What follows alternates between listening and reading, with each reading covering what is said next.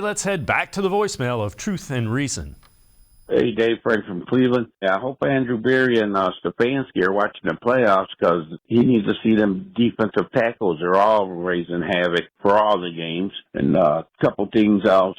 Restructuring contracts. Miles can get restructured. Ward, because he sure ain't earning his money. Watson, maybe even trade Ward. Wonder what we could get for him. I'd be all right with Emerson and Newsome at the corners, and then put A.J. Green in the slot. But the one other thing, I got to disagree. He calls all the time Rico, good man. But we can't pass up a chance if we got DeAndre Hopkins. Him and Deshaun got chemistry together. As always, Dave, great show. Love you, brother. Be safe.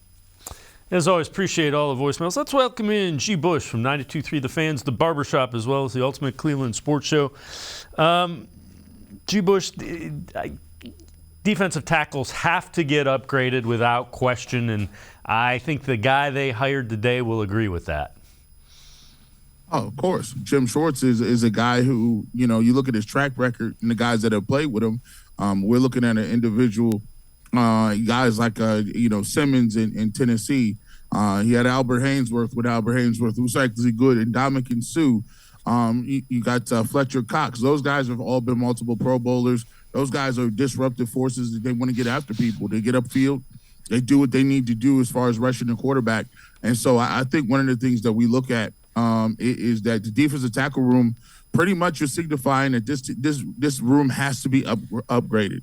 The position has to be upgraded totally, because there's going to be a little bit of a different scheme. You're going to still hear people all off season talk about a wide nine and what is actually a wide nine defense and what does it do. And I think we'll have a whole lot of time to talk about that. But one thing that you need to know is that I don't care if you want to run a wide nine, a 3-4, a 4-3, 4-2-5, whatever you want to run, you got to have defensive tackles. And I think the Browns understood that they needed to upgrade that position. And this pick just shows that they were lacking something in the middle. They were lacking that force. And I think the caller's right. You watch these other teams play amongst other positions. You watch how the defensive line is able to get after quarterbacks.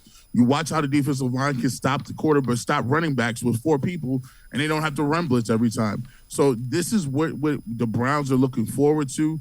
And this is something that they're going to have to be creative in doing, because they don't have a first-round pick. They're going to need to use all traditional forms, trades, free agency, the draft, and as well as looking to get people that may be on your roster to improve.